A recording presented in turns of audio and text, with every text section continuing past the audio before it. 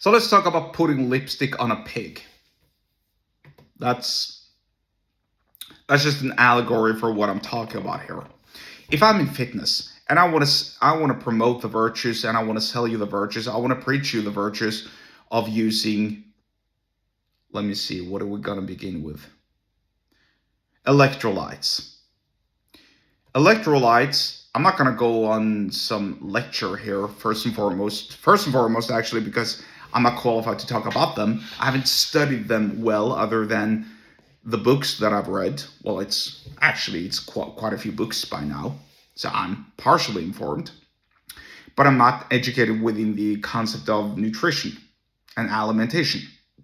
Anyway, I believe the three of the most common electrolytes that your body needs are sodium, chloride, and magnesium, I think. And so where do you find sodium and chloride? In regular table salt. So maybe I'm dumb. Admittedly, I might be dumb, but can't you just eat more salt? Can you just have more salt in your food if you're drinking a lot of water and you need electrolytes? If you're sweating a lot, can't you? If you're drinking water out of a bottle, can't you just pinch some salt into your water instead of drinking these very, very expensive electrolyte drinks? I'm asking. And can't you just buy yourself a box of magnesium tablets and take them? I think you can. Again, I'm not an expert. I'm not a scientist, but that's just my theory. But how cool would that be? And also, if I want to preach you the virtues about vitamin C. Vitamin C is one of the essential vitamins that your body needs. And some great sources for vitamin C are broccoli, Brussels sprouts, red bell peppers, or just regular bell peppers.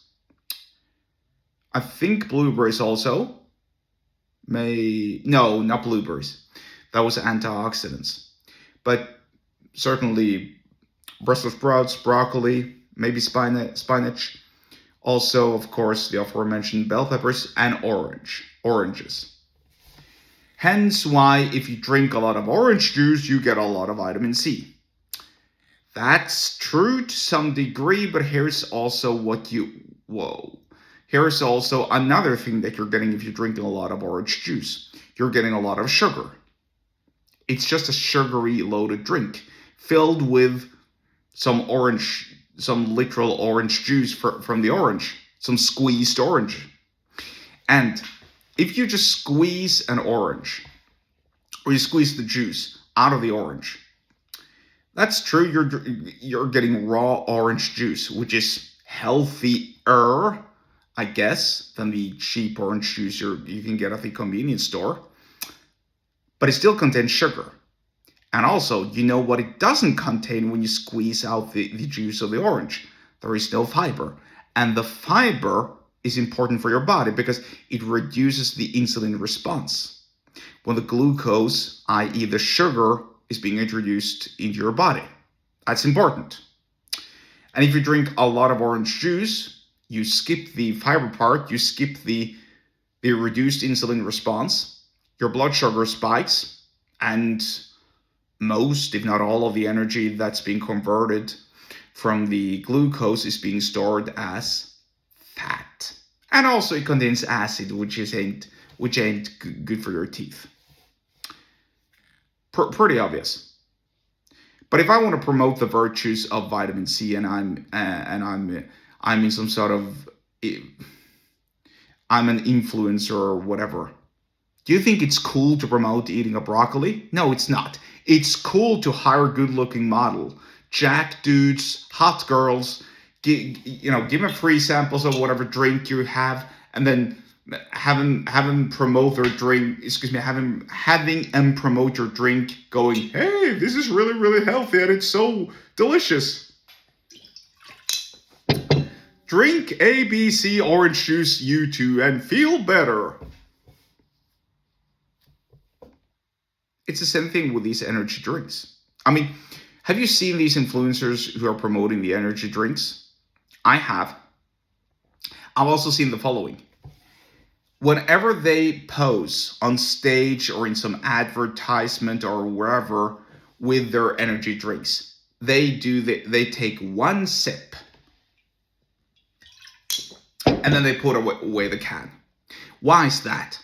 It's because they know that those energy drinks are crap. They're filled with sugar. Many of them are filled with caffeine, other additives, and lots of other dubious stuff that they put in there, which ain't healthy for your body. And these influencers know that, because they're not the ones who are drinking and consuming all of the energy drinks and, the hypothetical electrolyte drink or the hypothetical orange juice drink. They're not. That's you, the masses. I bet you most of these fitness influencers, they drink coffee. Excuse me, well, coffee probably, but water and other healthy drinks, but mostly water. That's what I assume. And so, if you're smart about it, just eat more salt, take some magnesium, by all means eat broccoli or Brussels sprouts or red bell peppers. Have a drink of orange juice every now and then, ain't gonna hurt you, but by and large, avoid it. And so all of this, I'm just telling you, that people, if you want to sell to these hyper buyers who want all the cool stuff and who can't restrain themselves, then you sell them these good-looking drinks, these cool-looking drinks promoted by well-looking people. If you want to sell to the skeptics, people like me, then you think things through a little bit and you deliver proof. You show proof. And also, if you realize the following, that most of the skeptics are people who are otherwise a little bit carefully with their spending. But once they're sold to, they're going to invest a lot. So if you manage to sell them, they're going to invest a lot of money in you. Think about it. I know it because I'm one of them, and I invest a lot of money in what I'm being sold to. And that's the persuasion lesson of the day. Target the skeptics. If you want to learn more about persuasion, get subscribed to my email list. The link to do so is in the description wherever you're watching and or listening to this, and I'll see you there.